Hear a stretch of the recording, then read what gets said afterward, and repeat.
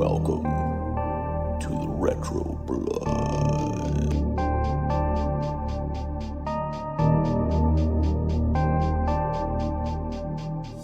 Welcome back, everybody, to the Retro Blood as we continue this New York crime-filled slaughter month with all kinds of 1980s sleaze glory. Titled, what was it titled, Alison? Bright Lights, Big City, Red Blood. That's what it was. Yeah. Bright lights, blood, big cities. If y'all like a weird, sleazy dude that has like a doll room who goes around picking up prostitutes and chasing nurses down in the darkness of New York City while watching himself on the television, and of course he has a troubled background, then this is a review for you, brother, because the Retro Blood is talking all about Maniac. 1980. 1980.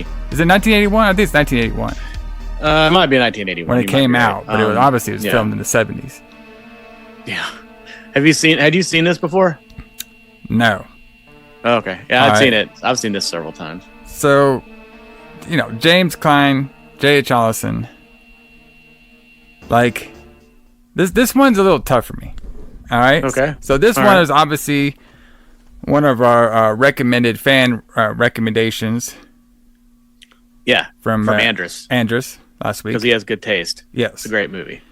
So, like, okay, so to be honest with you, everybody out there, I was like, I knew eventually we were going to do this movie, but I was like semi, what's it called? Not looking forward to it, because I might have talked about this before, but like the true horror movies that freak me out are like the real life serial killer ones.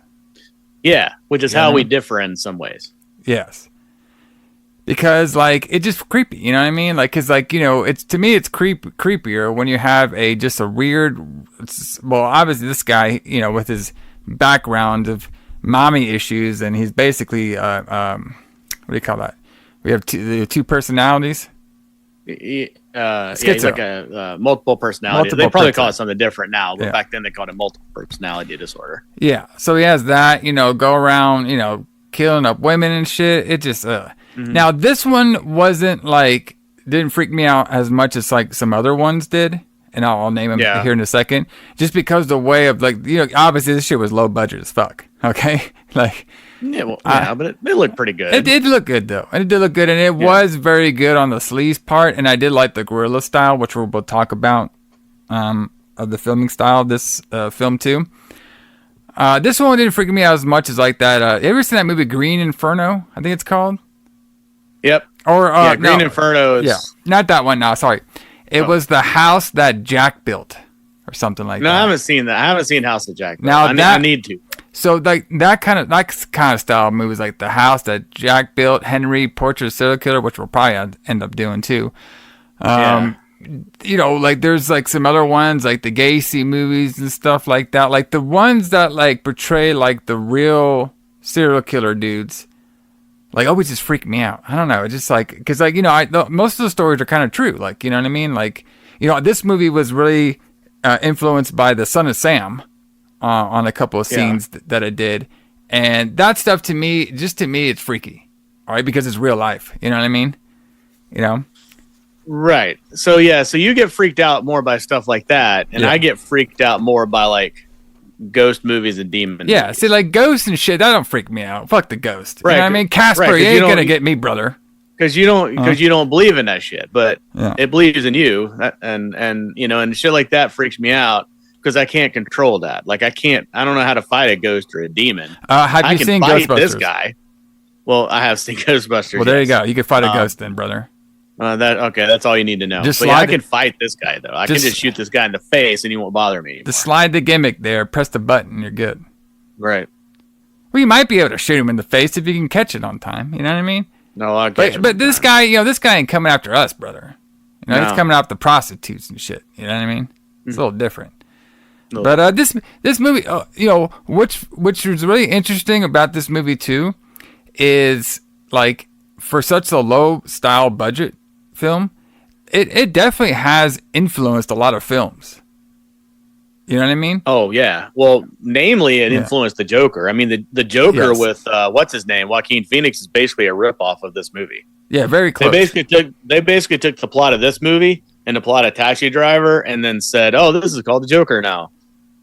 Yeah, I can see that. Yeah, I got that kind of vibe from the movie too. Yeah. I also too got the vibe of this movie that I just named. The house that Jack built and stuff like that, like those kind of style movies where you're following the POV of the actual killer the whole time, which is, we do a lot of 1980s movies. I don't believe we've done one where we actually follow the actual point of view of the killer the whole time. Like, yeah. Like, I mean, there's probably is one that I'm thinking about. I just can't think that we actually did that. The closest one I can think of, to be honest with you, is Blood Rage. Yeah. Remember that? The Thanksgiving special? Blood Rage sort of follows. Because we finally follow that guy, with his cranberry sauce and shit. Like, that's the one I can kind of think about. Because even like the Freddy movies or the Halloween movies, they're still like underlined cast. They're there, even though they're the Freddy and Michael and stuff and Jason. They're in the scenes a lot, but it's kind of following their story, but it's kind of not, because there's other characters that are doing their arcs within those stories too. So very interesting. Very interesting. Yeah. So that's one of the things though that makes this movie so, I don't want to use the word scary, but so disturbing, is that you feel like you're trapped inside the mind of the killer the entire time. So whereas you're not waiting for the killer to jump out and get you like you are in Friday the 13th, you're like with the killer the whole movie. Yeah. And much like Henry and his mannequins. Portrait of a Serial Killer and his mannequins. Yeah. But it just makes you feel like, I don't know, almost kind of dirty, sort of like, just, I don't know how to describe it. Like it gives you a definite feeling. I mean, I love this movie. I think it's a masterpiece, but it's probably not for everybody, as we'll be saying a lot this month, probably. That's for sure.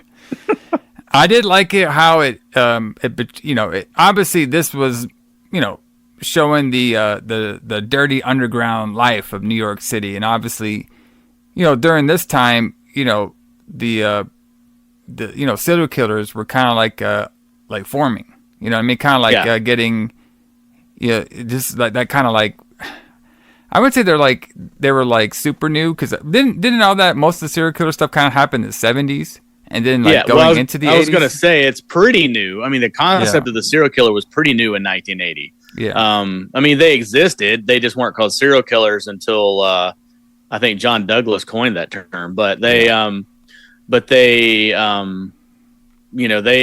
people started talking about serial killers in the 70s with Blondie and some other people. And then by 1980, early 80s, people were, the concept of the serial killer was something that was like out in the public. So, but it was a very, it was a subject of like knowledge. So that's pretty sure that's why they were making this style movie. And what I also got from this movie too is, to me, this movie also was following in the footsteps of, we're going to enhance a little bit more of this style film from Last House on the Left as well too. Yes. I find Last House on the Left a little bit maybe more disturbing than this. Yes. But yes. But yeah, you're right. Like, Last House on the Left was a revolutionary movie in the 70s. I don't know that a movie had ever been made like that before. I'm sure somebody can correct us. But yeah, this you could tell that they saw Last House on the Left and said, okay, we can do that in movies now, and then they made this. They just they forgot to do the goofy cops. Yeah, I know, which I think actually makes Last House on the Left more disturbing, is that the comedy that's in it. Yeah, it's like so random. It's it would be better if there was no comedy in it at all. But somehow it's like there's these parts where it tries to make you laugh, and they're like, oh my god. So, but yeah, we'll get into it, all the production side and everything when we do the Who Booked This Shit, and we'll talk a little bit about the remake and everything like that. So, but yeah, like a pretty fascinating story. But like we do every Retro Blood, let's get into our history segment and our beer segment. So since I'm a little parched right now, brother, how about we get into the Oktoberfest beer of the week? Let's do it. Alison, you can go first. You can take the honors. Oh, yeah? So this week, I am getting, I have in my hand, the Sierra Nevada Oktoberfest. Oh, okay, they call it a fest beer. It is, Say what it's now? a collab, they call it a fest beer. It's a collaboration with is that part of the the regular with the French? No. If you know what I'm talking about, is it part of the? Is it part of?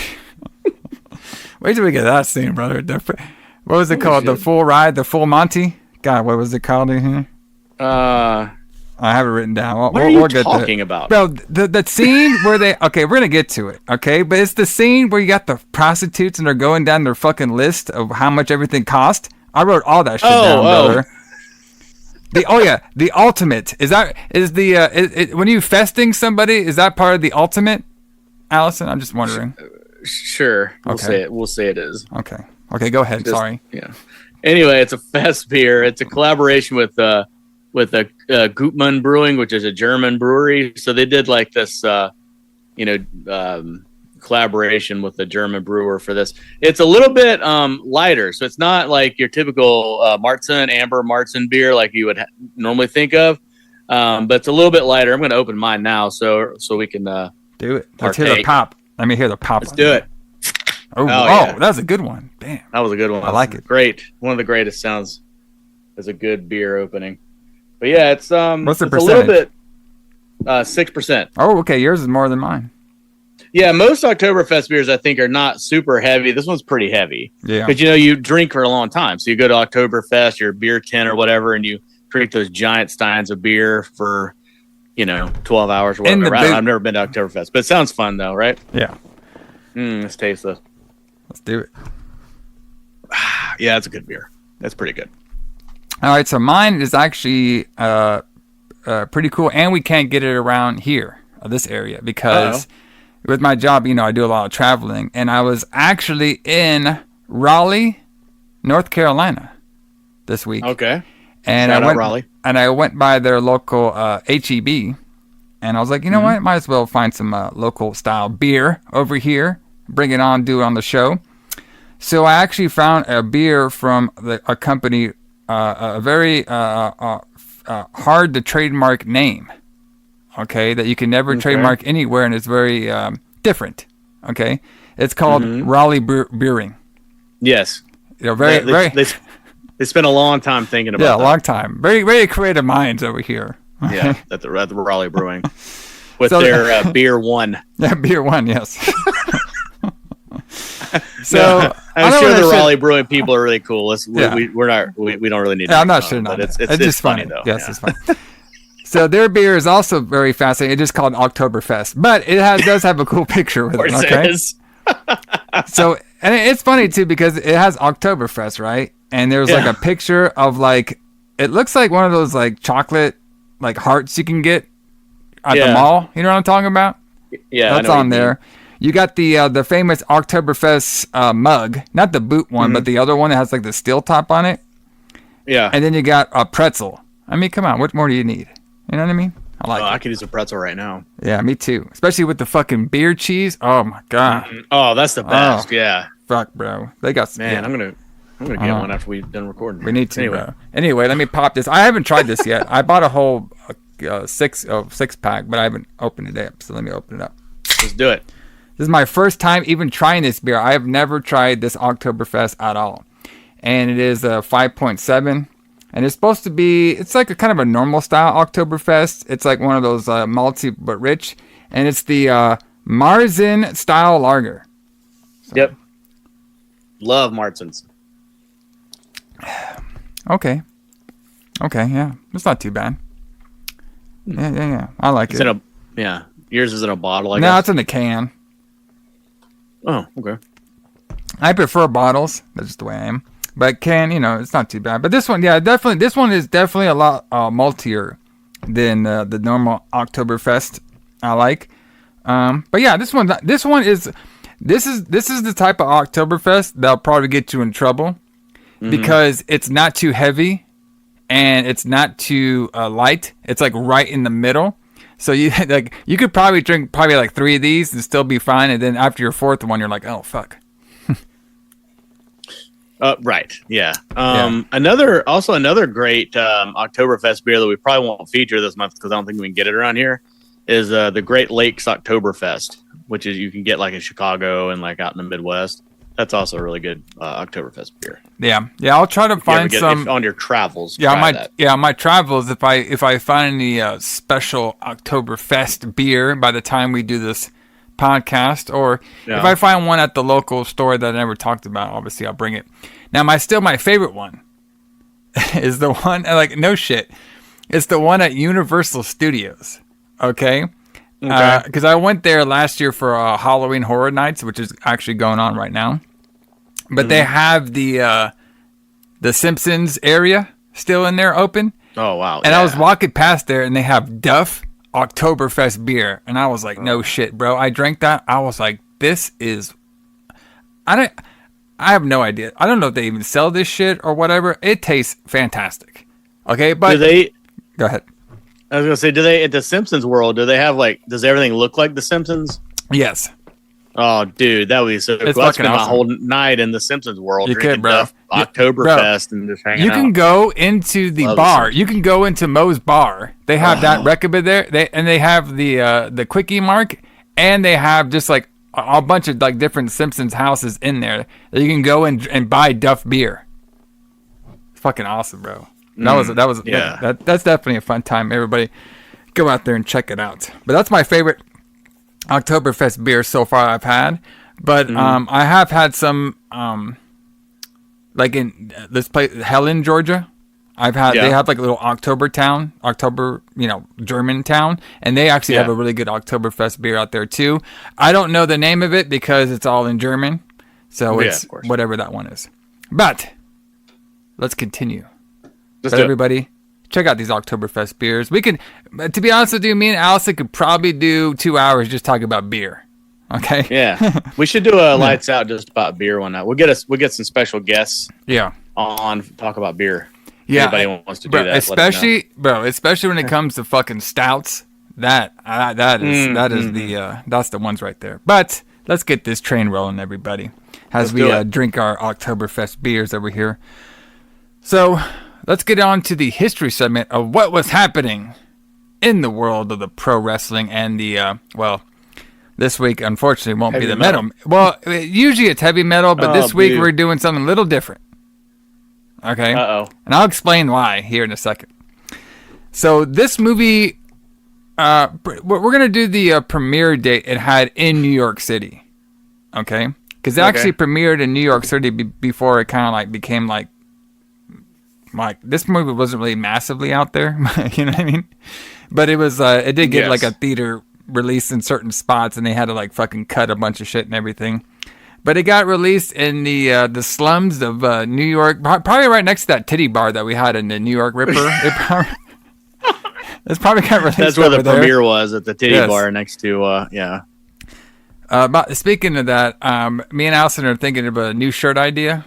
Maybe we'll get some of your guys' feedback. Stick it up her joy trail. I mean, come on now. Yeah, we've never made a T-shirt, but we have all kinds of ideas. If we did, that would be. I'm pretty sure that'd be a high seller. You know what I mean? Oh yeah. So this one came out January 30th, 1981. Okay. So the first thing I want to talk about is some of the pro wrestling and what was happening around this time. All right, so.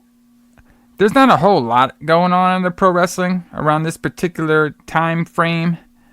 But I do want to talk about this one match that, I guess these two matches that happened around the Boston Gardens. This actually happened a couple days before the 30th. Well, 20 days before the 30th. It's like kind of like the best thing I can kind of find during January of 1981. Mm-hmm. So it was the WWF. They were in Boston, Massachusetts at the Boston Garden. Okay. And they actually had like 3 pretty good matches happening at this event. And I find this is a little interesting for the main event as well, too. So we had the WWF Intercontinental Champion at the time, Pedro Morales. He defeated the Hangman. All right. Okay. Not Adam Page. No, not Adam Page. We talked about this Hangman guy before. Just some cowboy dude. Right. But the match went like about 15 minutes. So, but yeah, I bet it was pretty good. But, you know, Pedro Morales is like, you know, he was actually known to be one of the most famous Intercontinental champions, especially around this period and stuff. Yes. We have returning to the Retro Blood. That we always like to talk about the late great Killer Khan. Ooh, yeah. And he defeated Rick McGraw in 15 minutes. I can't believe it took him 15 minutes to beat this fucking Rick McGraw. Rick McGraw is tough, I guess. Yeah. So the Killer Khan beat his ass. And then this one is the one I find interesting over here. Supposedly it's the main event. I mean, I'm not exactly sure because, you know, I'm just reading it off a list here. It doesn't really say what matches are first or not. But I'm guessing this is the main event. So we have Hulk Hogan. 1981 Hulk Hogan in the WWF. Mm-hmm. So he's a heel, basically.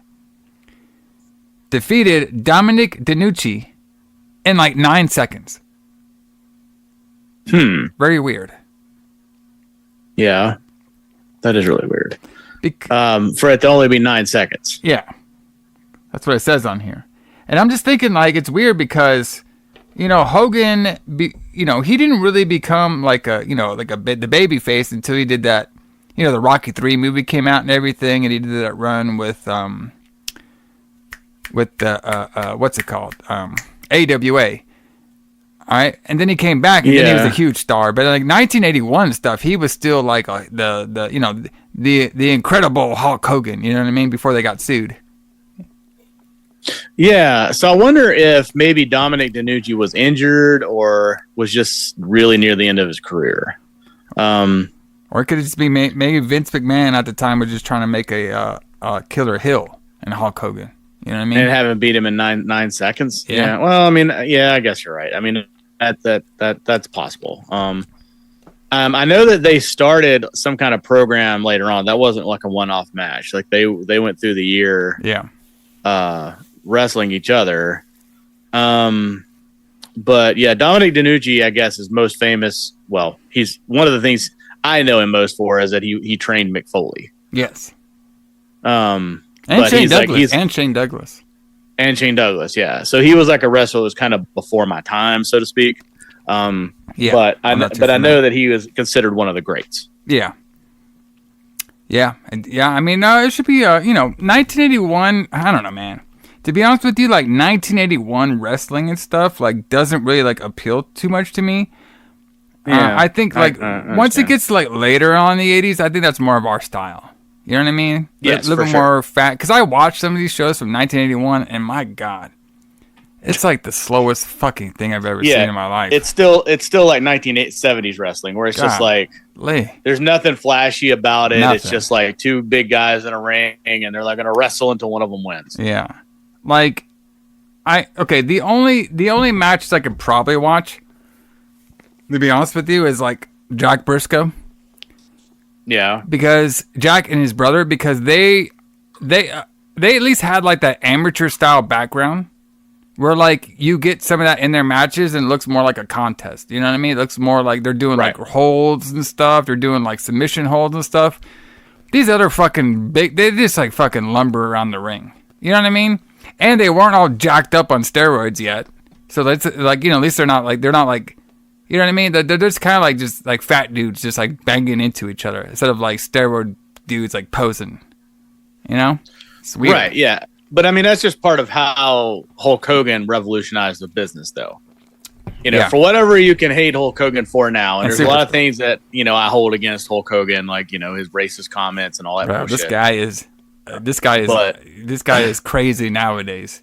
Did you hear all that shit he was saying on Logan Paul's podcast? I was like, God damn it, man! What the? I didn't hear any of that. Like I saw him on the.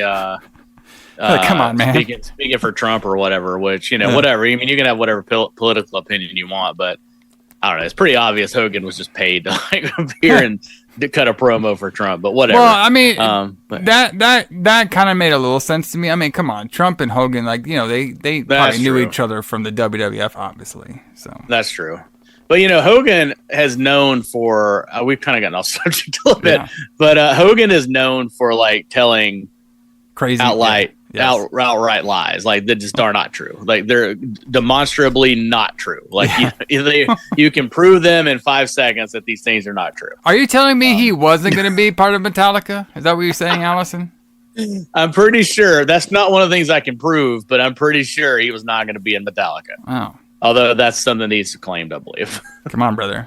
You know what I mean? Some jacked up dude, Hulk Hogan and Metallica. I could see it. You know what I mean? Fancy.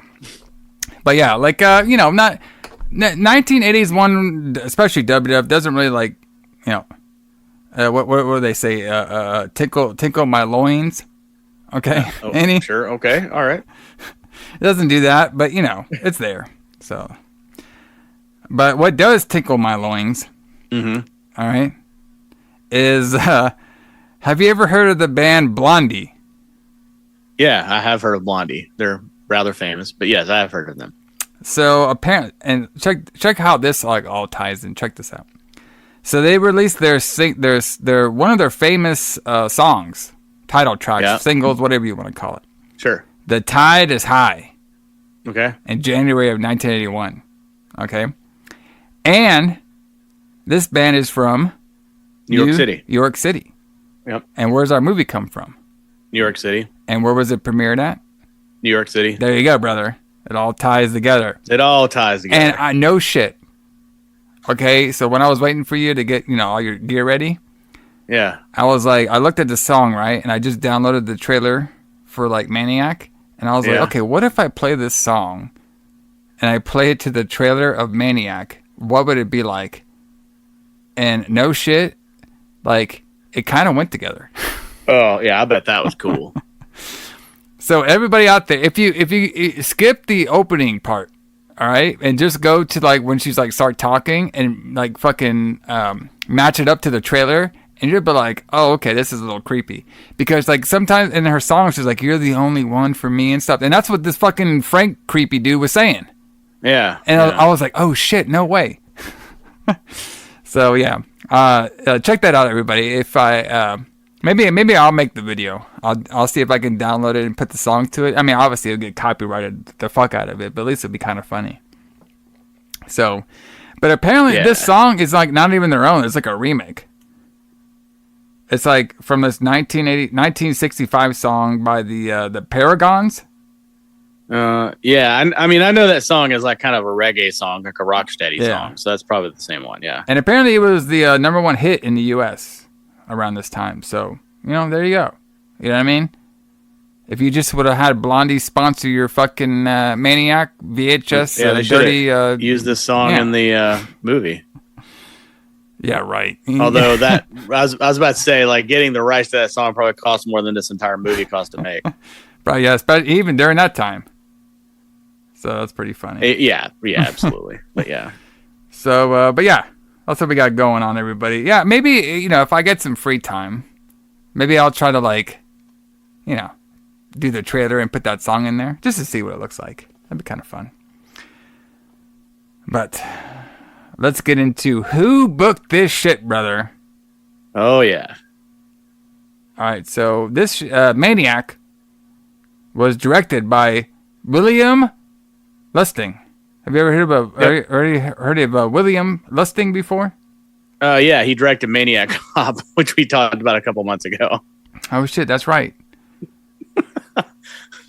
Yeah. Well, that's okay, yeah, because remember he that's where he got the Maniac name from. Yeah.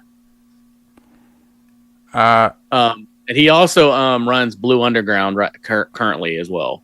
which is a video releasing company that releases cult movies, essentially. That's where I first saw my first Dario Argento movies, was from Blue Underground. So I didn't know this too. I mean, we might not talked about this on Maniac Cop, but that was about like 5 beers ago. So it's hard for me to remember every detail. And we don't have a script for this show, brother. We just go on there and talk. Oh, we just talk. We don't have a script. What's a script? Fucking script, brother. So apparently, this is just us talking. Anyway, apparently this guy was also in Army of Darkness too, which we have done in the archives on the Lights Out. Everybody, check it out. Oh, we have. Yeah. He was a fake shemp. Yes. So we've talked about the fake shemps before, right? Yeah. What a fake shemp is. We probably have. But that was 5 years ago, so I don't remember. Do you know what a fake shemp is? Do you remember? The fucking it's the Three Stooges. That's who shemp is. Yes. Okay. Did we talk about this? That was, bro. Come on now. Was that like how many beers ago was that? Oh, that was many beers ago. Well, just tell us what it is really quick, so we can. But basically, a fake shemp is a body double. So, like, if you can't, if your movie is so low budget, such as The Evil Dead, and you can't afford to have your entire cast on standby at all times, you have someone stand in for them, and you disguise the fact that it's not your actor. And I believe Sam Raimi coined the term when he was working on Evil Dead, and he called it a fake shemp. So shemp is one of the Three Stooges. There was actually 4 Stooges. Actually, there was Larry, Moe, Curly, and Shemp. And so he called it a fake shemp. Although I'm not actually 100%, I can't really remember 100% sure why he called it fake shemp, but that's what a fake shemp is. That's fancy. And apparently he was a dock worker in Darkman as well too. So that's cool. That's his acting stuff. Yeah, I mean he's most known as a director. Yeah, obviously, and a producer. He worked on porn movies before, I believe, before he did Maniac. Hell yeah, brother. Hell yeah. Yeah, he did a couple of that. That's how he actually... Okay, so this is actually a funny story. So the director, William, that's what we're talking about. Yes. As you were saying, he previously worked on some pornographic films. So he used the profits from his 1977 film Hot Honey to make Maniac. Alison, what can you tell us about Hot Honey and why is it your favorite film? Yes, Hot Honey is my favorite film. Can you tell us the script for that one? There was no script for Hot Honey. No, I have never seen Hot Honey, but we should definitely do it for this show. We should definitely do a Lights Out and do Hot Honey. I was thinking like this is like totally like out there because I just okay, I'm just gonna go on like a little short thing right here. So I collect like steel books because I like physical media. Sure. All right, hold on a second. Oh, you're gonna say I collect vintage porn.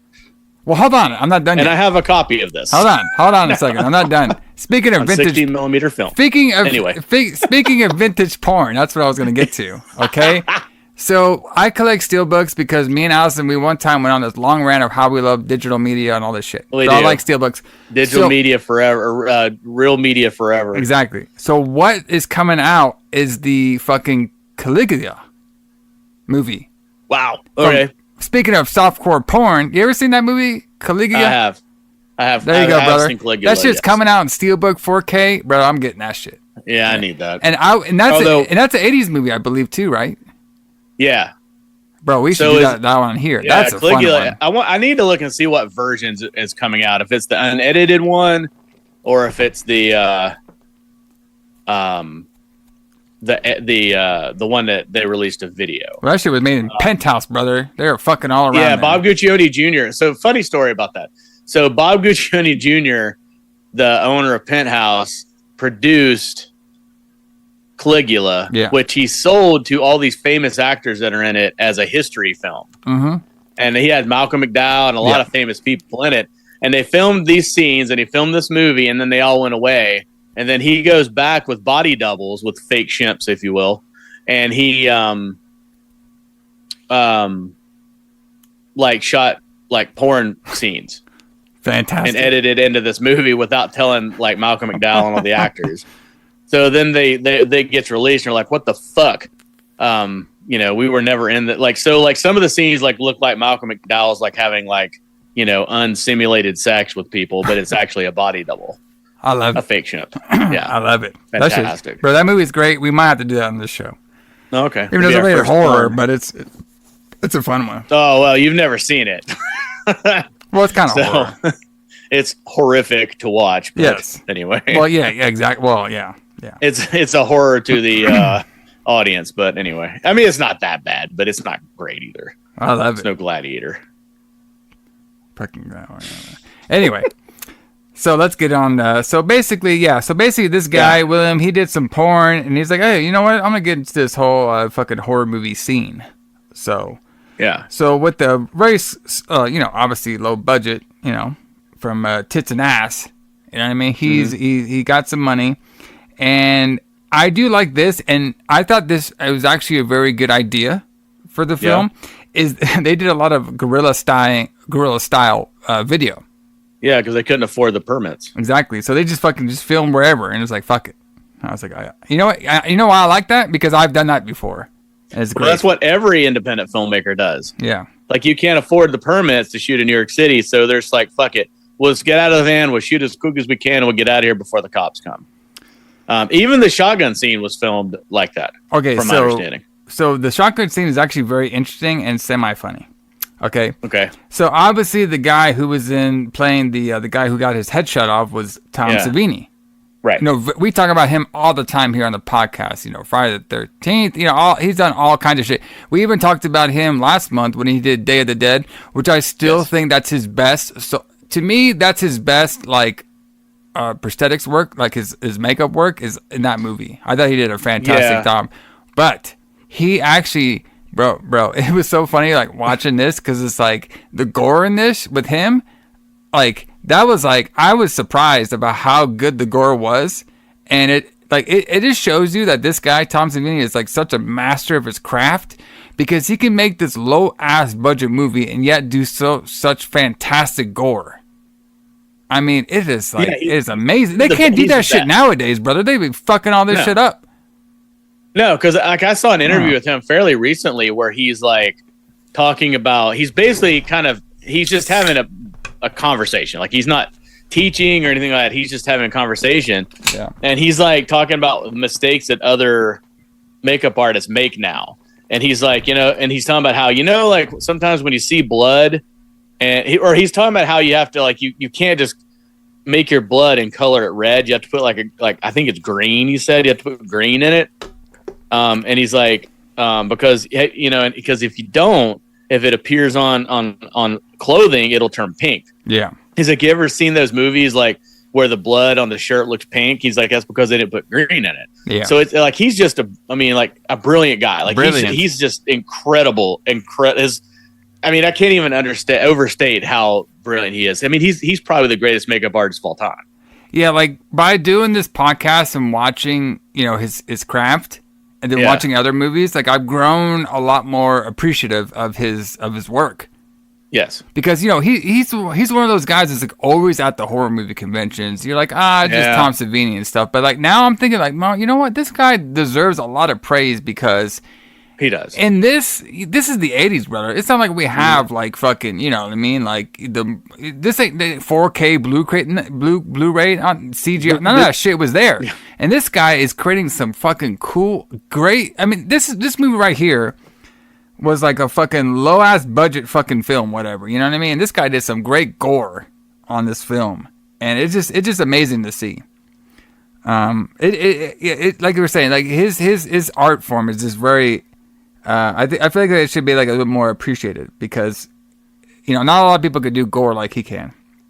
Yeah, he's also a really good actor too. I mean, he's never had a really big part, but I mean, he was really good in From Dusk Till Dawn as Sex Machine. But yeah, I mean, I always like seeing. Are you saying he wasn't good here? No. That's not what I'm saying. I'm just I didn't say that at all. He was fantastic here. as the disco guy who gets shot in the face.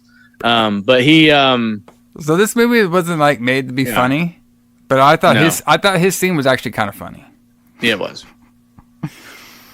So okay, so basically, what I was going to say. So the scene where Tom Savini gets his head blown off, which we're going to be talking about pretty soon. This is inspired by the Son of Sam murders, because the Son of Sam, a serial killer, David Berkowitz. David Berkowitz. Berkowitz. David Berkowitz. He shot people in their cars with the 44 special revolver. All right. Yes. So this is the most like, this story right here is like literally the most like guerrilla, low budget thing ever I've almost ever read, and I would definitely do this if I was still making my films out here. So check this out. So Savini, he was serving on this film as the makeup artist and everything, and he got the role of the male victim because he already had a cast of his own head filled with leftover food and fake blood. Okay. Yeah.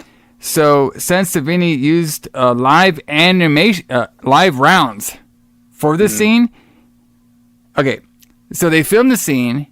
He used the shotgun to shoot his own head off, and then he immediately threw the shotgun into the trunk of a waiting car driven by his assistant, Luke Walter, who was a friend of the director, to avoid being caught by the police. Yeah. Because they filmed it actually near on a street near that bridge. Yeah. I was like, bro, that's the most like hardcore guerrilla shit ever. That is awesome. I mean, like he shot a shotgun off like in the middle of New York City, and then threw it into a trunk of a moving car. Just imagine if he did get caught. Like, what are you kids doing over here? Well, we're making this film about a maniac. He goes out and he kills whores, and then I shot my own head off.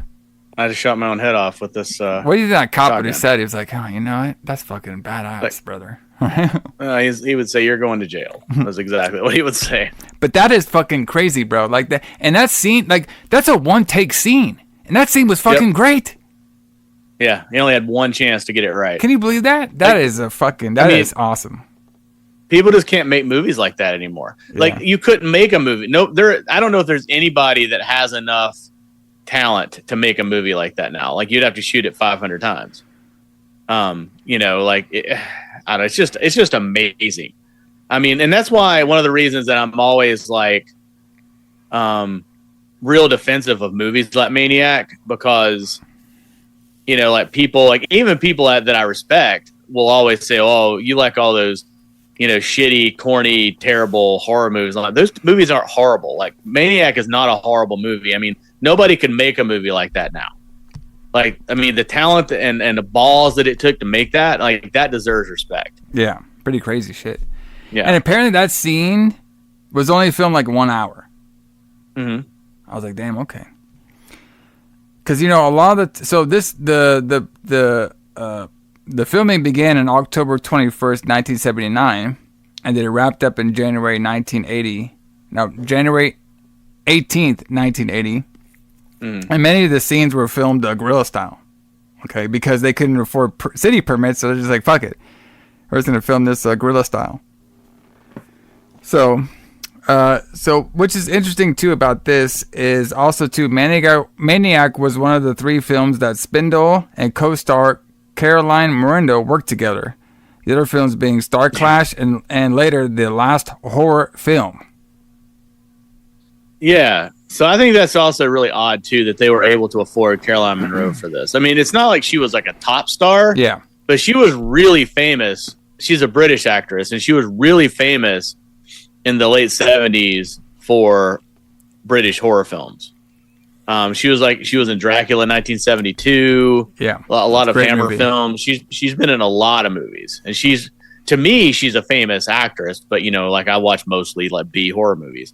But it's weird. I mean, I guess she knew Joe Spinell and maybe she did as a favor. Yeah. But it's really odd. I find it really odd that they could afford to have someone of her caliber in this movie. Yeah. And her part was very semi-strange. Well, we'll get there. Yeah. So, a couple other things. The censorship of this film was pretty interesting, too. So since the film was not submitted to the MPAA, the film was released unrated, with the credit for adults only. Despite the poster stating no one under 17 will be admitted, a severely edited version of the film received an R rating in the South and was distributed in March 1981 in several other states such as California. Of the unrated version shortly after the first U.S. domestic release in New York in January 1981. So like I was saying before, the true showing was in New York, January 30th, 1981, and then they then they edited a lot of stuff to make it an R film to release, throughout the South and everything. But the version that we saw is the original version or the edited version? So I watched mine off Prime, so I'm pretty sure it's the unedited version. I'm pretty sure it is. I'm sure it would have been restored by now. Yeah, exactly. It was also seized. It was not technically a video nasty, but it was seized by police when the movie arrived in England. Yeah, which I find really strange. I mean, like, I don't know. It's one of those weird country differences. Like, I don't know. You never know how American you are until you travel to another country. Yeah. Sometimes, yeah. And then it's really odd for me to think about that because, like, to me as an American, it's really, I don't know, maybe some patriotic music should play behind when I say this. I don't know. It's weird. But, like, as an American, it's really cool not to have censorship or not to have censorship in the way that other countries do. And it's just weird to think that this movie was going to be released in another country, a country that's quote unquote free, like England, but they seized it because they didn't feel like the public should see it. Yeah. Very, what I mean? Like, that's just weird. And like when I went to England, like I was on some kind of tour with some people, and then they were talking about, there's like this place in Hyde Park that's called like Free Speech Corner. And they're like, you can say anything you want here as long as, like you have free speech in this corner, as long as you don't say anything against the royal family. And I'm like, that's not really free speech, is it? Yeah. Where here you can say anything against, any political person that you want, like the president, whatever president you support or don't support, you can say anything you want, positive or negative about them. But I don't know. It's just kind of weird to me as American to think that the police would come and seize this movie. Well, they were doing a lot of that during this time. They were, because England was going through this weird, like, ultra conservative space where, they during Thatcher, where they were like, oh, let's they don't need to see this nastiness from America. Because it was mostly American movies that were getting tagged and banned or whatever. But yeah, anyway, I'm off my soapbox now. You can continue. Well, so we got to talk a little bit about the remake, which I don't think I've never seen it. I've never seen it either, but the casting of who played Frank is a very interesting. Yeah. Elijah Wood, of all people. Yes. The fucking Lord of the Rings guy is this fucking Frodo guy. Frodo plays he's supposed to be Frank. Okay. I need you guys to watch this movie and then watch Lord of the Rings and tell me how they go together at all. Okay? So we're talking about maybe Frodo just likes those whores. Maybe that's what it is. Maybe. But I don't know. That's part of what acting is, right? You're not the person. You just act as if you are the person. But so I don't know. It's really to weird. Be honest with you, I'm kind of like, I kind of want to see it. You know what I mean? Like, I kind of want to rent this now. Yeah, it's on the Tubi. It's on Tubi. You can watch it. Lusting planned a remake. During the 2009 edition of the New York Horror Film Festival, while receiving a Lifetime Achievement Award, Lusting announced that the deal for a remake has been sealed. During a Q&A section at the Sunshine Cinema in New York City in November 2010, Lusting announced that the remake rights have been acquired by a French production company with Alexander Aja attached. Yep. He also stated that he would love to see Tom Zimmermore take over the Frank Zito role. Who the hell is Tom? Okay. So as he feels Zimmer is a lot like Spindle. Okay. I don't really know who Tom Sizemore is, but maybe he looks a little bit more Tom like Sizemore. He's an actor. Well, I don't know. What are you acting? A bunch of things. Okay, you figure that out and I'm going to read this. Tom Sizemore. And then he was in Reservoir Dogs. Oh, okay. He played... Does he look more Tom like Frank? Sizemore is... Well, Tom Sizemore in Reservoir Dogs is the guy that cuts the cop's ear off. Oh, spoilers if you haven't seen Reservoir Dogs. He actually is a cop. But he cuts the cop's ear off in Reservoir Now I Dogs. can't watch that movie now, Alison. Thanks for ruining it. Like, we came out and fucking... Actually, no, that's not the twist. Because the cop that's tied to a chair is in a uniform. So that's not the twist. He's a cop. But he cuts his cop's ear off. He's been in a bunch of movies. I love Tom Sizemore. And he would have been better probably in that role than Elijah Wood. Better than Frodo. So that's what the director was, he thought might be a good one for Frank. All right. Yeah. And he recommended it as much to the French production company. So they're like, nah, we don't. So basically the French production company pulled the Hulk Hogan and they said, that don't work for us, brother. We're going to get Elijah Woods. Okay. So he was cast as Frank, and the plan was to begin filming later in the year. Aja production the film, and Frank was signed on to direct the remake. Frank Koloff? I don't know his fucking name. And then a bunch of other people cast on there. And Arzan discussed the remake using POV shots of Elijah Wood's characters as half angel, half devil. So she said she was drawn to the concept of the film's has a psychological horror, stating it would not be in the interest if the movie was just blood and screams. That's what the Arn Zitter described her role as. So I don't know too much about this. I never seen the remake, so I can't comment if it's good or bad. But to be honest with you, from watching the original one and seeing Frodo trying to be this guy, that has to be kind of interesting. Yeah, I mean, I hate remakes for the most part. Unless, of course, the first version of the movie I saw was the remake. But there's some good remakes out there, but like, of course, not all of them are, Yeah, but I mean, like, I don't see that a remake of this was necessary. I mean, this movie's perfect. I'm going to say perfect, but it definitely is something. Okay. So before we get into the full review, this movie was actually nominated for a Saturn Award. Yeah. I feel like in the 80s, the Saturn Awards were the only ones doing horror. Because like every time I read about awards, there's always just a Saturn Award. That's it. Well, because so many people that respected science fiction and horror was the people who did the Saturn Award. Like Academy Awards, they only cared if it was like Rosemary's Baby or The Exorcist or something like that. Yeah. The Academy Awards don't give a fuck about Maniac or William Lustig. They probably don't know who William Lustig is.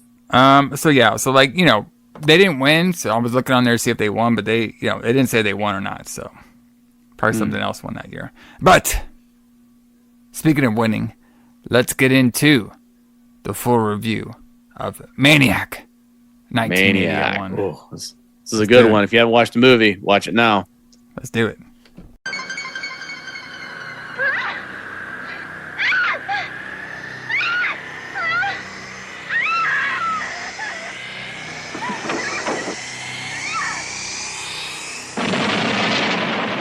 Maniac, you can lock your doors, but you can't lock the madman out of your mind.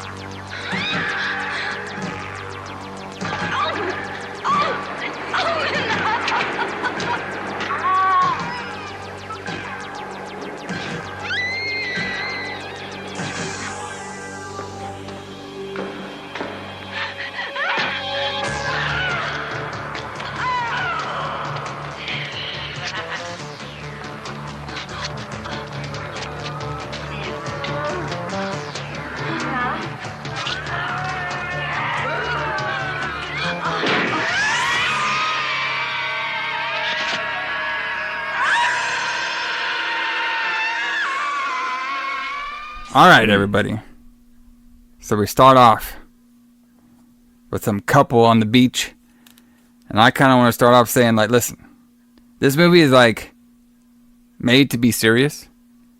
But there is going to be It is serious. All right, I want to be a serious man here, even though I've almost had 2 beers of Oktoberfest, so I'm feeling a little tipsy. Yeah, I'm about to have another one. Now, I'm not as drunk as I was on the Night of the Demons, and I'm not as drunk as I planned to be on our Halloween special show. But I'm still feeling it because I didn't eat anything yet, and I'm drinking this beer. Not a good combination, but fuck it. But, you know, there is certain scenes that got a little chuckle out of me. But the overall tone of this film is supposed to be serious. So we're going to be serious here on the Retro Blood Brother. Okay? Serious. Super serious. So that's one thing we're known for, being serious. Yeah. I mean, come on now. We're like high rated scholars out here. Okay?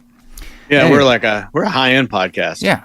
Where we talk about, like, I mean, we just talked about an episode where a woman got stabbed in the pussy with a beer bottle. I mean, there's nothing more high class than that. I mean, that is science there, brother. Okay? That's all I'm saying. Okay. So we have a couple. People are going to hate us. Anyway, go ahead. We have a couple on the beach, right? All right. And they have the little gimmick. You know, do you ever use that gimmick where you like, you can look further out in the ocean? You know what I mean? What's the thing called? It's like a telescope. It's like a telescope. It's not a telescope, for fuck. Holy shit. What is it called? That stupid it's called thing. A telescope. But it's not like a real telescope. It's just like a little. It looks like that thing you go to the eye doctor with. You know what I'm talking about? I can't stop laughing. Holy fuck! You know what I'm talking about? It's a telescope. So it's. Anyway, Alison, I bet you put a quarter in it. First of all, and you look through the little goggles, and you see out into the ocean. First of all, I bet you never used that on the beach to spy on a couple, did you?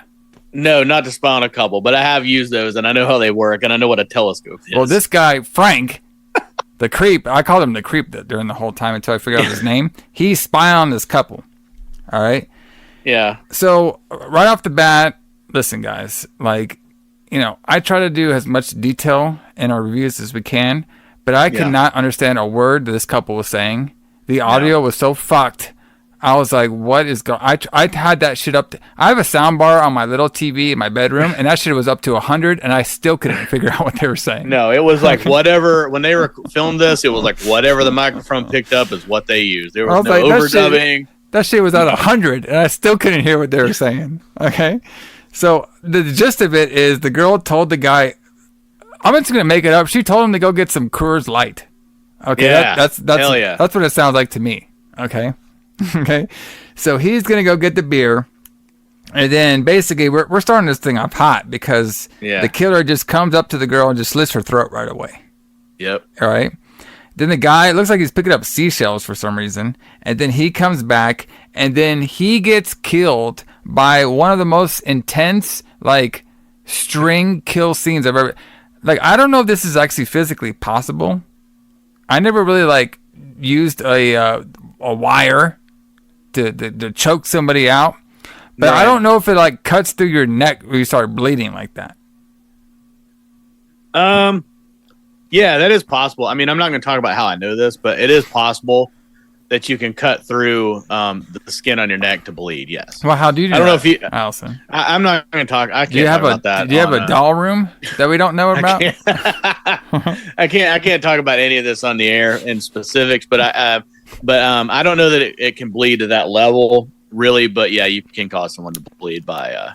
Well, okay. This has nothing to do with anything, but the only when I think of like people getting choked out with the string is that scene. I believe it's on Austin Powers where he's getting choked out by number 2. He's on the shitter and he's like, "Who does number 2 work for?" And he's like shitting, and the person's like, "What the?" Heck?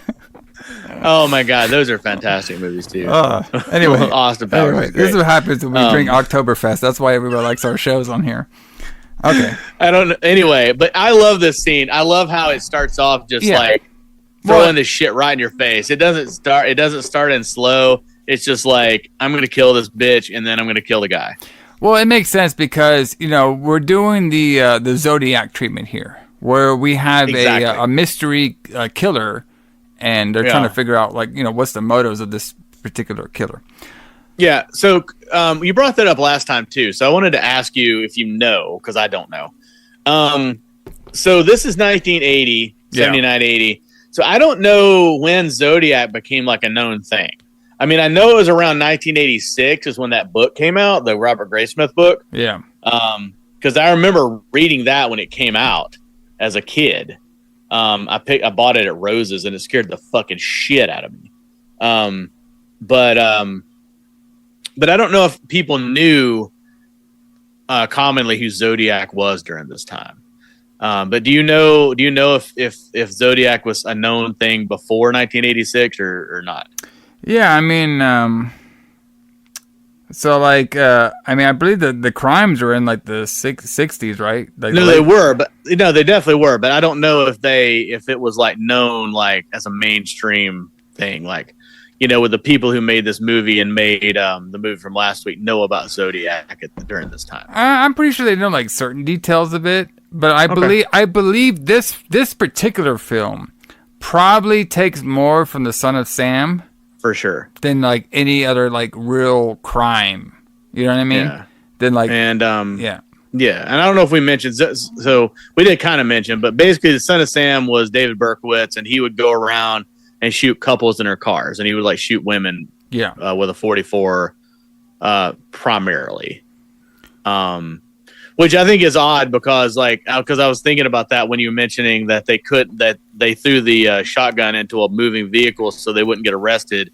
Yet David Berkowitz could walk around Brooklyn and shoot people in the fucking face with a revolver and not get caught for 2 years or whatever. But anyway, they probably up the security maybe. Right. Plus, he didn't have cameras following him around and stuff like that. Exactly. Yeah. Exactly. They're a little bit more. Production is more than just like some random dude. Yeah. I mean, I'm sure you could just walk up to somebody in New York City and shoot them and walk off, and probably nobody would ever know, especially back then. So after we have the murders on the beach, we meet our. I called him the creep the whole time because he basically was a creep. Frank, and he gets up and he starts laughing and screaming. He does that weird like I'm mentally fucked up in the head laugh and cry and stuff. And we see his shrine. His whole room is filled with dead dolls everywhere. With mannequins, yeah, and mannequins. Dolls, yeah. Speaking of dead dolls, part of my room is also filled with dead dolls from a certain somebody.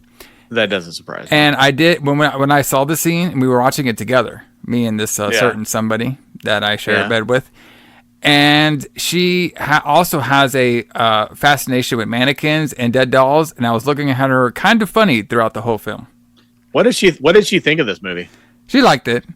Oh yeah, it's great. Yeah, she liked it. Like we. I don't know if this is like this style, like it's not necessarily like her style film. Mm-hmm. But we did get a kick out of the scene that's coming up. Okay. Pretty soon. But she's like halfway paying attention to it. So I don't think it was like what her favorite kind of film. Like this style of film, is that her favorite kind of film? She's more into like the stuff that freaks you out. She loves the ghost movies and shit like that. So do I. So do I. So yeah, we basically see him all there with all his dolls and everything and stuff. And he's playing with his main mannequin in the room. All right. Mm-hmm. And now we get some shots, guerrilla style, of New York City, which I always think is very cool. You know what I mean? Every time we see a 1980s New York, it's like, fuck, this city that never sleeps. Like, it always looks good. Yeah, I always wanted to see that. I was growing up watching movies like this and like these shots in New York City in the 70s and 80s. I always wanted to see that. But by the time I got there, it was almost over. Yeah. Like, they were starting to clean up 42nd Street, but the first time I ever visited New York. But yeah, I love these early 1980s shots of New York and just how grimy and dangerous it looks. It's awesome. So then we get two ladies of the night. Yeah. AKA prostitutes, brother. Yep. All right. And one of them's the younger one's talking about she needs to make some rent. And the other one's talking about, this guy, he bought like the ultimate and stuff. And like, man, he was even being surprised with me. I couldn't even believe he was bringing that out. So we're getting some word of what the ultimate is. All right. And then the creep Frank walks by, and the younger one's like, "Hey, you know, what you trying to do tonight?" And he was like, "You know, what's your prices?" If I may, everybody. You may. Okay. So, and I could not believe this. Prices, listen, like in 2024, I could not believe these prices at all. I was like, holy shit. Okay, like, and I was just kind of like, no shit. Like when she was saying these prices, I was trying to calculate in my head about inflation, what inflation prices would be for this whoring we got going on over here. Okay, so you can get the $25. That's regular. Okay, you can get the $50. That's regular and the French. Yeah, which is what, anal sex? I mean, is that what it is? I thought it was like French kissing or some shit like that. I don't think so. Okay, anal sex. Gotcha. I don't know. Maybe. I don't know. Did the French known for fucking the asses? I have no idea. I don't know. I'm not an expert on 1980s prostitutes. Okay. Anyway, you can get $75 to take you around the world. I'm guessing that means you get all the holes. $75. You get $75, brother, and then. And then you could do $100, a hundy, brother.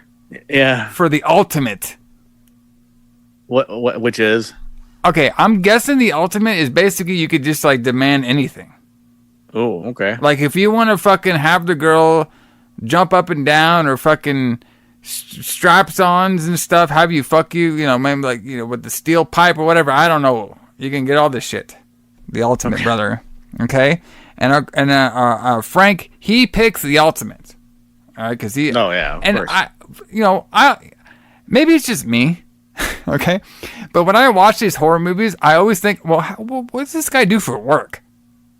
That's like what does this Frank do for work? Like he's a mentally ill dude, okay? Who fucking I assume he was on like scalps and disability mannequins. Or something.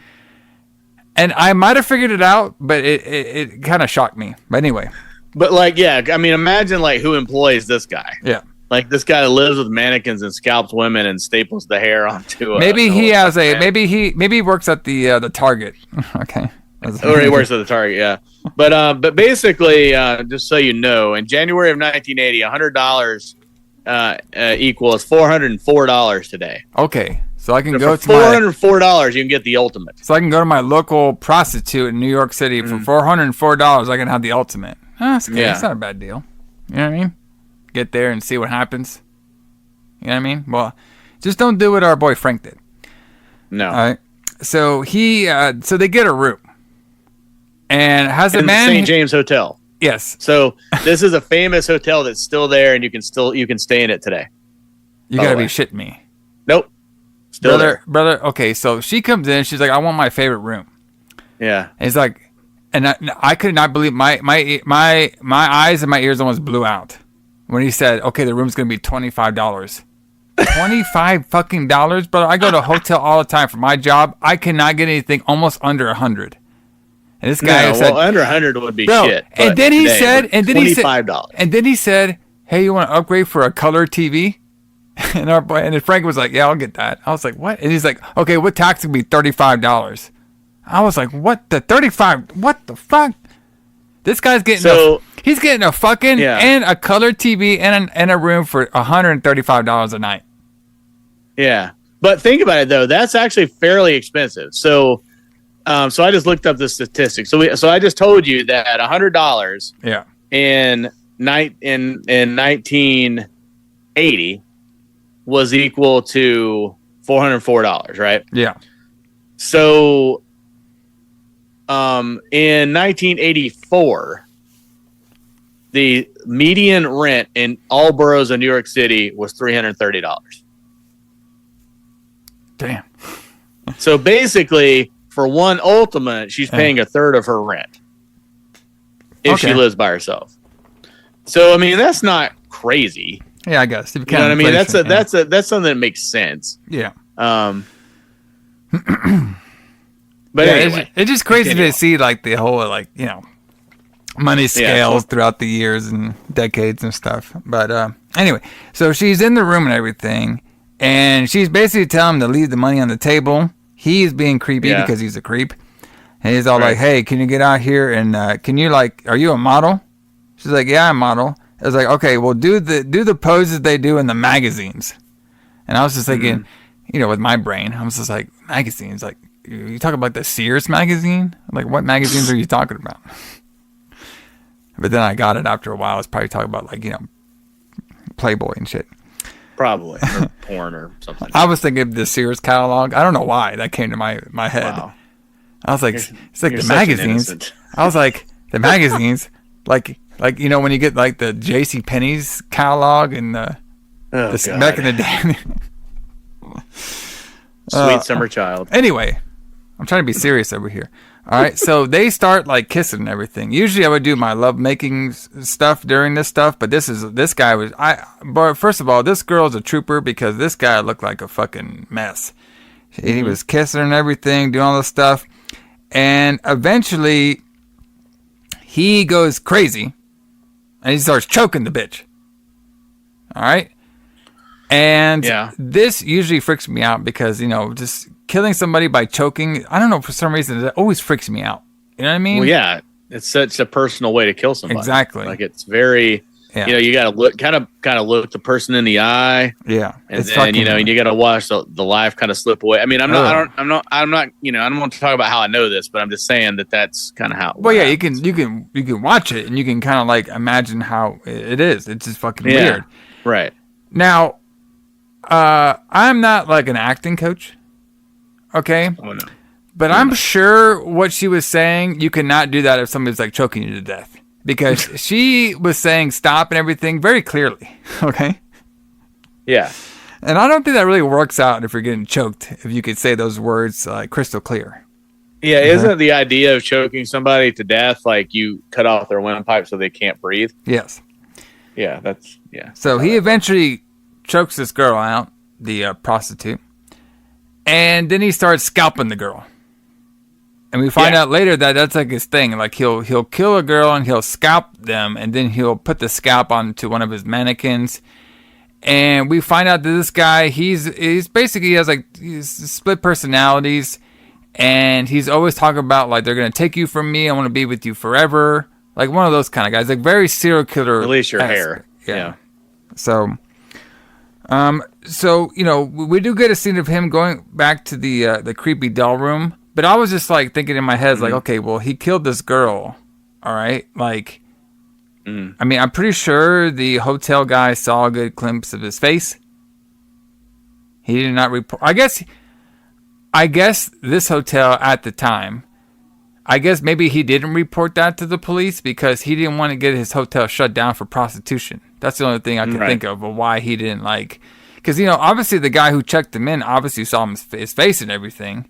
And he obviously probably found the dead girl there.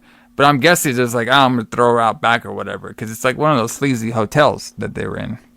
Well, yeah, it's probably one of those things where he's well, if they find this here, then I'm going to have a problem. So let's just get rid of this bitch. And then nobody will ever know she's gone because she's just a dumb whore. Yeah, which is crazy because, like we were saying, it shows the very slum, dirty, lifestyle that can be in New York or any other kind of big city or town or whatever that you can be, you can discard a body just like that. You know what I mean? Just, you don't want to get attention to your place and you're just it's just creepy. Very creepy stuff. So now we're back with Frank and he's basically crazy now because he's talking about he's back at his doll shrine. All right, saying you act silly every time you go out. Why are you going out? Don't act like that. You gotta go out there. You gotta stop. And he's just going off about stuff and just missing people and he's acting all crazy. Okay, and he's while he's doing all this stuff, he's also making over one of those mannequins. Okay, while he's doing all this stuff too. So you could see throughout the film. He talks to himself and he has very trauma to him and he knows what he's doing is bad, but he has to do it, all right, because he wants to preserve these women forever. So every woman he kills, he makes their he kind of scalps them and he puts them on a mannequin, and he feels like that is preserving them to be with him forever. Like they won't go away from him because of his trauma that we're going to talk about soon. So now he's reading a paper about the killings that he saw on the beach, and he's a really, it looks like he's kind of like upset about it because, like I said, he has like two personalities going on at the same time. He's getting his gun ready right now, and he's putting on the famous Dario Argento black glove. Yeah, I really like how he carries his shotgun in a like a guitar case or something. That's very Terminator 2. Very Terminator 2. Except it's pre-Terminator 2. Exactly. Maybe that's where they got it from. You never know, man. Probably. All right. So, and no joke, he asks if his doll wants a cracker. Yeah, it's fantastic. It's so good. It's so good. I mean, I think that I love the script of this because when they're writing this, I think Joseph Zito wrote this maybe. Anyway, I think it's amazing that they're like, yeah, let's have this guy who kills prostitutes in New York City, but he doesn't just kill them. He like scalps them and rips their like hair off and takes it home and staples it to a mannequin. And then we're going to have him ask the mannequin if it wants a cracker. Yeah, well, like, he asked the doll in the cage if it wants to the doll, right. Like, okay. It's like, how fucked up can we make this whole movie? So the creep walks around town. All right. We have some cool helicopter shots of New York, which I thought that was really cool. And then we got him in the car, which I actually thought was very like Dexter X. Where he's like driving around the car. You can see the lights behind him. Very cool stuff. Yeah. We're at the Blossoms Club. Okay. And Frank is watching people go in and out of the club, and he eventually follows the car. And this is the car where we have Tom Savini trying to get head from some girl. Yep. Okay. So, so this scene was like semi cracking me up a little bit. Okay. Mm-hmm. And it was cracking up the other person I was watching him with. So Tom Savini, right? He picks up this girl. They leave the club and they just like go off the side of the road near a bridge. Okay, it's literally on the side of the road next to like a bridge. All right, and this girl asks, "Hey, do you come here often?" And we were to the side of the Verrazano Bridge. And we were thinking like, to the side of the road? Like, yeah, I come here every day to get head from a stranger. I have no idea how do you want me to answer that? That's what I would have asked. So it was just funny. Now she's all talking about like, yeah, my boyfriend and all this stuff. And basically Tom Savini is trying to get some sex from this girl. Okay. Yeah. And she's resistant at first, but then he does the good old 80s famous line, and he does this, if I may. He's like, you may. Hey, do you want to take a trip? And she's like, oh, yes, I want to take a trip. Where to? He's like, the back seat. Boom, bro. That's a pickup line right there. That's how easy it is in the 80s. I mean, fuck, bro. Yeah. I mean, that's all you had to say. All you had to have is some fucking mega stash like he's having it. You see that stash he had? Oh my God, bro. That was like some fucking Magnum TA stash going on here, brother. And he just said he tricked her. He made his back seat seem like Hawaii. Okay? So they go on the side of the road near a bridge where he goes often, apparently. And they're about to be fucking. And of course, Frank, he shows up because it's cock block. And he's like creepy and shit. And he has to kill people for some reason that we'll find out. And so Tom Savini is about to smash the thing. All right. And the girl sees Frank there. She starts freaking out. They had to get out of there right now. Tom's like, I don't fucking, yeah, whatever. This girl is crazy or whatever. I'm going to drive her away. I'm going to find some other person to put on the side of the road. All right. And he's not believing her. And she's basically telling him to turn on the lights. And then when he turns on the lights, he flashes them, and then he sees like the really cool effect where you can see like Frank and the smoke and everything, kind of like the smoke from the whatever it came from, the dirt or whatever, the fog. And he starts freaking out, and then he just stands there still in shock. And then Frank gets on the hood, points the shotgun at him and blows this motherfucker's head fucking wide open. And like I was like, the gore and everything in this thing was like fantastic. It was fucking crazy looking. Yeah, so good. And then he goes to the girl, and the girl's just like, she's in the back seat right now because she crawled back to the back seat with blood all over her. And he points the shotgun at her, and she's like begging for her life and everything, fucking super creepy. And he like lingers there. Like he lingers there for a while, and then he shoots her. I was like, fuck. Intense scene here. All right. And after we get this, then we get, after he shoots her and stuff, all right. Now Frank, he's watching a newscast, okay, about the city now because of these killings they found at the bridge. All right. They're starting to do a nationwide manhunt for this one guy, and they believe it's just one guy doing all the killings. And of course, Frank is watching all this stuff on here, and he's talking to himself, saying like, "Oh, you really did it this time," and everything. And he turns the TV off, and then he's asking himself, like, what should I do now? I can't go out. I'm gonna be like these fancy girls. Like he just all kinds of sick shit that was coming out of his head around this time, and he's laughing, and then he's like starts to dance a little bit. And then he handcuffs himself to one of his mannequins, saying they're not going to take you away from me, and they're not going to take me away from you at all. Because like I was saying before, his main goal is to like kill these women and have them like with him forever because of his trauma that he was his life. Okay, so now now it's the morning time. We see some kids on the swing. And the kids want to go ride their bike around. The moms are kind of talking about a little bit about the murders that were happening around the New York around this time. And the kids are going to go ride onto the bicycle. And one kid, the girl, runs into Frank, and he tells her like, "Hey, don't run around here." And then while this happens, this is when we meet one of our main characters, Anna. She is taking photos out here in the park, and she actually takes a photo of Frank and the girl. And so she takes the photos of a couple other people in the park, which is kind of creepy too. Like, I don't want some random girl just taking photos of me in the park. Okay? Yeah, well, Well, do you want some girl taking some photos of you out there in the park? I mean, not particularly, but it wouldn't be the worst thing in the world. Especially if she was hot like Carolyn Monroe is. That's true, though. I'd be like, hey, you know what I mean? I'll pay for the development of that picture. If you give me the ultimate. Brother. Trade you the ultimate for your development fees. So now the Frankie saw all that, so he goes and looks at her bag. This is when we found out her name is Anna, and she lives at 15 Eastern 17th Street, 8th floor, New York. Nice. And apparently, Frank, he has like a photographic memory because he just remembered all that. Me, I would have forgot it after one beer. Yeah, for sure.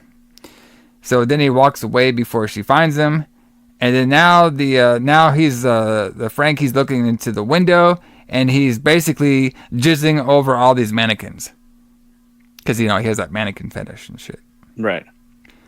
So we're at the Roosevelt Hospital. Okay. We have two nurses. They're talking about the news and the crazy guy. All right. And about him. I guess they call him a cunt or a cut. I don't have to worry about that cut. It must have been like an 80s thing, I guess. And what the girl who, so we have a blonde and like a brunette girl, and the brunette girl goes with her boyfriend, and they said like, hey, you can get a ride with us because all these crazy murderers are out here in New York City and shit like that. Maybe you shouldn't walk by yourself in the dark.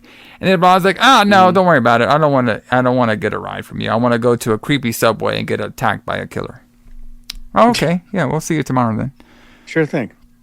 So obviously they leave, and of course Frank's there, and he starts stalking this girl for pretty much ever. Okay. So they go through, and, this is when we get a lot of shots, and I don't know why it always bothers me when we have a busy city like New York City, and we're doing a bunch of shots of just like there's nobody around, because I just cannot. I know it's the 80s. I know it's probably like 2 a.m. or whatever, but there's still going to be some homeless dude hanging out there. I don't care. All right. Yeah. You're right. I mean, it is odd that there's like nobody around. Yeah. So now, obviously, he is he's about to follow her around, but then we have a newspaper article, and before the blonde, the nurse blonde leaves, the newspaper article says, "Paper madness and mayhem, Maniac strikes again." All right. Which is our lovable Frank. Yes, exactly. All right, and then he starts following her around, and we could see that on the part of the paper too. It also has slaughter at the Verera Bridge. Okay, that's the bridge that was like he kills Tom Savini at and everything. So she's walking alone and everything. There's nobody around. He's following her and stuff. They go through the subway. She starts to freak out now that she's on an empty subway by herself, and she's like, I probably should have took that ride. All right. So she's trying to get onto an empty subtrain. That doesn't work either. Okay. Then she starts really freaking out because she sees somebody come down the stairs, and then she runs all the way to the restroom, and she is hiding in one of the stalls while Frank is trying to look for her. And she is, trying to do the thing where she's like not trying to make a noise. And actually, I thought this actress girl did a pretty good job when it comes to like trying to like hold her voice in and hold her nervous in. It seemed she did a really good job of making it seem very realistic. Because, she's like obviously like freaking out and stuff, and she's trying to hold it in. Right. So she looks around, she doesn't see anybody, and then we actually get a pretty cool scene where she like leaves the stall. There's like no music at all going on there, just like dead quiet and everything. And then she's looking around, and she's feeling very relieved, so she starts laughing. Ah ha ha ha. Oh, it's just all my imagination and stuff. And then she goes to wash her face, and then Frank shows up with a mini sword that he got from randomly anywhere. He starts stabbing her. Alright? So he's stabbing her. Alright? And then after he's done stabbing her, he's like, that's what you get for laughing at me. I was like, oh, okay, shit. And then he cleans his little sword off. So now he's talking to himself again. Alright? And he's just saying to this mannequin, oh, it's just a little blood and stuff, I'll wash it out and everything. And he's like setting this mannequin up with the girl he just killed, the nurse, with the wig and everything on there, or with her scalpel hair. And he's like, oh, it's just a little blood in your hair and stuff. Don't you want to look pretty and everything? And now we transfer to Anna. And I thought this was kind of strange. So Anna's there, and she's trying to develop the films that she made in the park and stuff, but she hasn't seen the one with Frank yet. So, like, her doorbell rings, and she asks who it is, and he said, well, it's Frank. And, like, okay, I don't know if you... Well, how did he get into the door? I'm really not sure how he got into the door, but yeah. But he said like, okay, my name is Frank, but like, did he say like he's like working with a company or something like that, or so he just basically got into her house? He was saying like, oh, I heard you're a photographer and everything, and I'm a painter, and like, can I look at your photos? Maybe he pretended like he was like a client looking for photos for her. That's the only thing I could think of. Because he's in there, right? And then he starts talking about her photos, saying like, oh, I don't know why you sell these photos. So like, why the fuck are you here then? Right. I don't know. It's just very strange. Maybe I just didn't catch it. Because like I said, I had this shit turn up to 100. I could barely hear anybody. Okay. Right. So he goes into her house and he's talking about like, hey, your photos and everything. Like, I don't think what you should be selling them. You should be keeping them. And she's like, well, the point of being a photographer is to sell your photos. And he's all like, well, I don't think you should because, that keeps them with you forever. If you have a photo of somebody perfect, that'll keep you forever. And she's all saying like, well, not really. I mean, right? And then he's all like, hey, can I take you out to an Italian restaurant? And she's like, oh yeah, it's a date. Well, she did ask like, hey, what do you do? And Frank did say he's a painter, like he's some sort of painter dude. And he does look very 70s here. Like he looks like one of those 70s like hipster guys right now for some reason. Right. So she's like all like smitten with him. And I was like, what? Did I miss something here? Did we like miss a scene?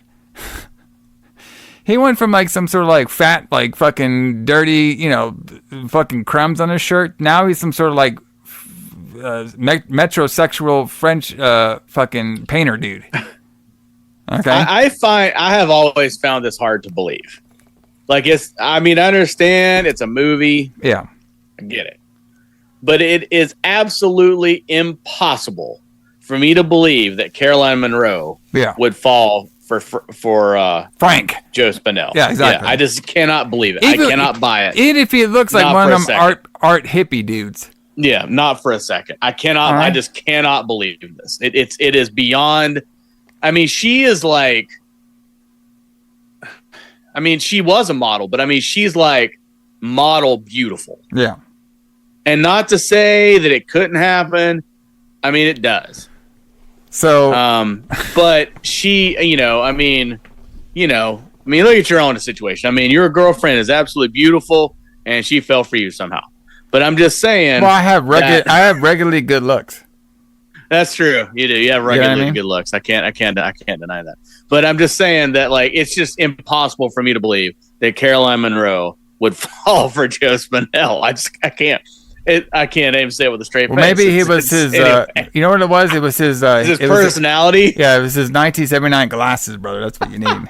It's his personality where he likes to scalp women. But yeah, anyway. Well, he's a painter too. He paints the fine arts of dead girls' head and scalps on mannequins, brother. Okay, bro. No shit. When he was all like, "I'm an artist," I was looking at Bethany. I was like, "Wait a minute. You do like dolls and mannequin shit? Like what the? Okay."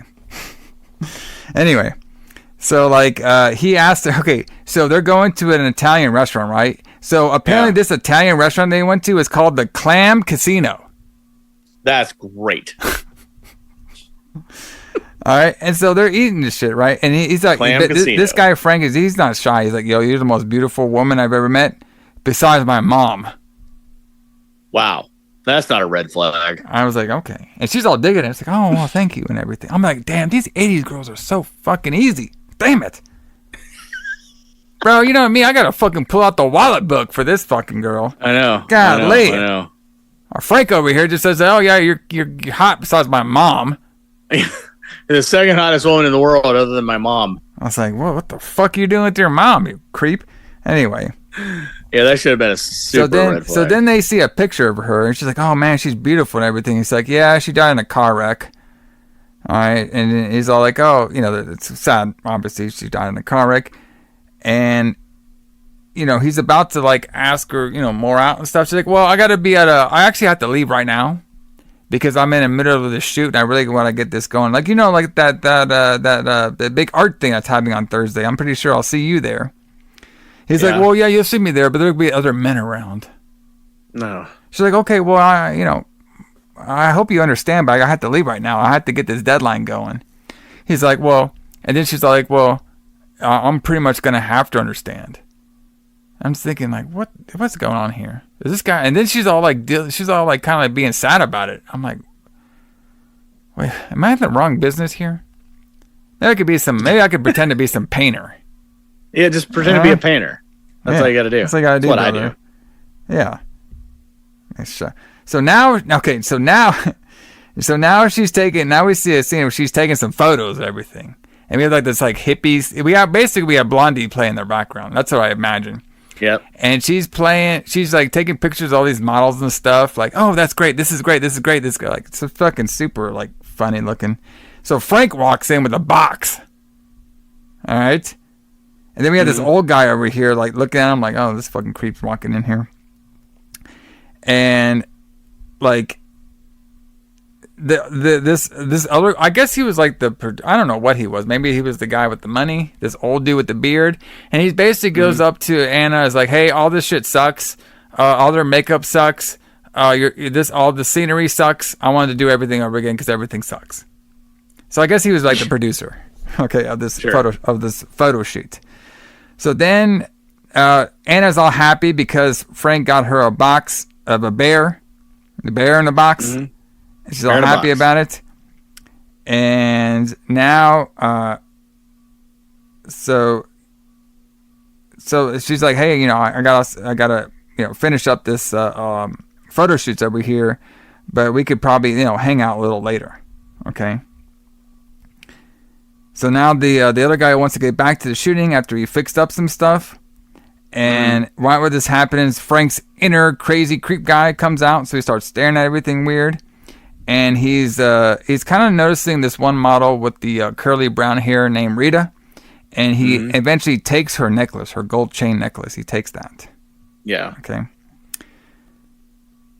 So now we see that girl, the brunette one, Rita. She's at her house, and we have long scenes of her taking a shower to creepy music. I like my notes here. She takes a shower to creepy music. Alison, yes. I can see you doing that. You know what I mean? I do. You get in the hot shower, you play some creepy music in the background. You know what? That actually sounds kind of fun. I mean, honestly, like I listen to a lot of horror movie soundtracks. There you go. You know, especially when I'm like, you know, in the shower, taking a shower, whatever. So, yeah, I mean, that's not uncommon for me at all. I can listen to some Goblin while I'm taking a shower. Oh, dude, hell yeah. I don't know about taking a shit though with Goblin, but you know what I mean. Goblin Shower rules. sounds good. Goblin rules. So now she hears before she actually gets into the shower, she does hear a ring at the doorbell. It's Frank saying like, "Hey, I'm Anna's friend. I found this gold necklace that you dropped. Here you go." And she's like, "Oh, okay." She's kind of like weirded out about it a little bit. And it looks like he did something with the door, so like the door wouldn't like, you know, shut all the way. That's how he got into the house. So she goes, takes her shower and everything to creepy music. She makes some tea to creepy music, and we find out that Frank is inside the house now. And then after she grabs her tea, Frank just runs out and tackles her. All right? And he basically ties her up to the bed. All right? And now he's saying like, hey... He's basically being like super freaky. This scene was actually pretty creepy. All right. And so we see some, you know, shots and stuff. And he basically saying like, you know, why do you do the things that you do? That's like one of his lines he's saying. And he says like, you know, you look different, your hair different, but you can't fool me. All right. And he's like, he only wants to take her. All right, so he's asking her like, you know, don't be scared. Why should you be scared to me? There's no reason for you to run away. Me and you are gonna be together forever. Yeah. All right, and he's just saying all kinds of crazy shit, like just like what I just said. All right, and you know, she's like saying, don't be scared and stuff. And basically, her only line was, he's like, hey, I'm gonna take this, you know, rag off you, and just don't scream anything. And her only lines is like, it's basically just saying, please don't kill me, please don't kill me. He's like, oh yeah, why would I kill you and stuff. And then eventually he starts freaking out some more, being his creepy self. All right, and then he ends up stabbing her right in the chest and killing her. And obviously he cuts the scalp over too. And one of his big things over here was he was like, you know, why didn't you come back to me? You're all mine. Why was there were so many other men? Why did you need so many other men? All right, you never needed so many other men. You just needed me. I'm the one that loved you all the time. So basically, we could see that Frank has some high trauma when it comes to his mom. So I'm guessing his mom was like super abusive to him and used to lock him in the closet, and she used to fuck a bunch of different men. That's what I'm getting out of the story over here. Right, that's what I figured too. Yeah. Yeah. So now he grabbed the switchblade, and of course he starts, you know, like I said, stabs basically Rita in the heart, and she's dead. And then he says, and then after he kills her, he hugs her and stuff and says, "Mommy, mommy." So super creepy stuff. All right. And then he's always saying like, not, and then like he's, you know, he cut her head and stuff. He's like saying, "I'm not going out tonight" and stuff. And then he dresses up the mannequin and the dead scalp. So he's made, like I was saying before, every time he kills a girl, he makes a mannequin out of them. Yes. So we're back at his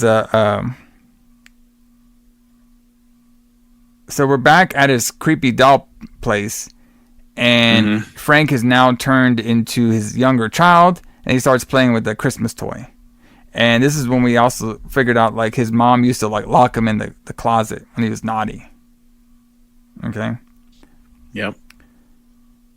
So now, Frank calls Anna. Okay? And I could not believe this either.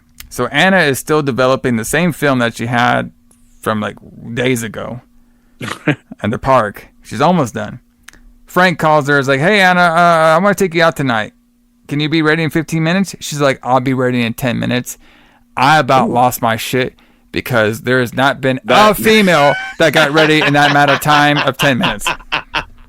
And I was arguing. As soon as you said that, I was like, I know you're going to have a comment on this. I argued about Bethany. I was like, there's no way if I called you up out of the blue that you'd be ready in 10 minutes. She's like, well, you know, if I was already ready and shit. I was like, well, what do you be already ready? So you're telling me if you're out there developing film, you're already in full makeup and gimmick. No, you're not. Yeah. That's at least an hour until you're fucking ready. Golly. Come on, brother. I can't be the only one out there, guys. All right? It's like, I called bullshit on this one. That girl was like 10 minutes. I was like, bro, that's a keeper. Fucking 10 minutes, brother. What the fuck? Fuck, I still can't believe that. Anyway, so he picks her up, right? And then she kisses him on the cheek. I'm like, what's going on here? And she's like, oh, I'm grateful that you gave flowers to Rita for her funeral. She didn't have a lot of friends around here. I'm like, oh, okay, well, that's creepy. Yeah. If only you knew, which you'll find out soon. And she's like, and so now they're about to go to this spot. I forgot where they said they were going. And Frank, because he's a creep, he's like, hey, before we go to this spot and stuff, can we go by my mom's grave? I got to give her like a wreath. I do it every Christmas. Can you come with me? And Anna's like, oh, yeah, sure, no problem. I'm like, what is going on here? Like, I know it's the 80s. I think that's a little weird too, but I mean, I guess I could kind of see it. I mean, like, okay. Yeah. I mean, you know, it's like I do it on this day and, you know, we're going out on this day. Would you mind going by there with me? I guess I could kind of see that. So they go to the grave. Frank does a little prayer, starts crying. All right. Mm-hmm. And then Rita's like, you know, everything's going to be okay. Anna says, oh, you know, everything, you know, is fine and stuff. And then he's like, no, Rita knew. She knew. And fucking... And I was like, what? It's like, yes, Rita, she knew she was going to be for me with whatever. It's easy. And then Frank just right there starts choking Anna. And Anna apparently is the only smart one. She gets away. She starts running away from him. So we actually get a pretty cool scene of them running through guerrilla style filming and through a graveyard. Yes. Right? This looked really cool. And eventually Anna, in her last scene pretty much, whacks Frank over with a shovel onto his arm. And then she gets away. And then Frank like goes to like another part of the graveyard, falls down and screams, "Mother, won't you be with me?" How do you do that dancing song? Mother. Yeah. Yeah, I know what you're talking about. Mother. Mother. That's what I thought when you said that. Tell your children not to walk my way. Walk my way, mother. I was like, yes. Yes. So he's a dancing fan, apparently, Frank is, but not even knowing it. He is. So then, after Frank is traumatized in the graveyard, he now goes back to his ritual doll room. Oh, actually, well, hold on. I forgot this part, which actually did not go with this movie at all, but it was pretty interesting. So Frank goes to the mom's grave, starts crying a little bit, and then his dead zombie mom grabs his ass. And I was like, fuck, did we get like transported to zombie somehow? But it was all in his head. Right. Because we can hear in his head his mom saying, "Oh, you've been naughty and stuff. You've been bad. I'm going to lock you in the closet." Okay. So he's freaking out everything. And he goes back to his doll ritual room. He's all fucked up in the head. And he kept saying to all of them, "Hey, you betrayed me. You all betrayed me and everything." And then he actually sees his dead mannequin collection come to life. Yep. And I was like, okay, we just transferred to like a totally different movie. All right. But they were kind of movie now. But they did kind of make it make sense. You know what I mean? So all these dead mannequin girls are now alive and stuff. And they basically go to Frank and they all grab and I thought this is very clever. They all grab the weapons that Frank killed them with. Mm-hmm. All right. And they go to him and they start fucking just ripping his body apart. We get some cool Tom Savini Day of the Dead ripping action going on over here. Yeah. And they pull him out stuff. They rip out his face and everything, his head and everything. They fucking just rip off his fucking head. And of course, he was dreaming that, you know. And they basically look like a bunch of mannequin dead zombies, like tearing his body apart, like you would see in Day of the Dead. Very good stuff. Very good stuff. Then we get a cop pulling up. Takes forever. Goes to Frank's place. This scene was weird too. So we get the cop pulling up. They get inside his house. They see all the freaky dolls everywhere. And then they see Frank. And apparently Frank has stabbed himself with his mini sword. Mm-hmm. And they're like, wow, this guy's dead. They look around. It's like, nothing to see here. We're going to leave. And then we see Frank's eye. It opens. And we end the film. Yeah. It's kind of a weird ending, right? Yeah, very weird. Well, I kind of get it. Because the Anna girl did not let Frank choke her to death and take her with her to preserve her forever. He feels like now all the girls have betrayed him, and then he came up with his own psycho brain that his mom has betrayed him, and all these mannequin dead girls have betrayed him. So he manifested in his brain to kill himself while he thought they were killing him. I got that basically, right? yes. Something like that. I think so, yes. Yeah.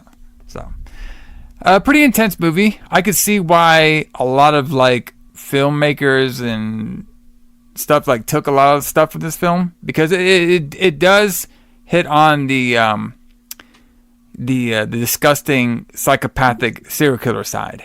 That's right. Very fascinating to a lot of people who study that stuff.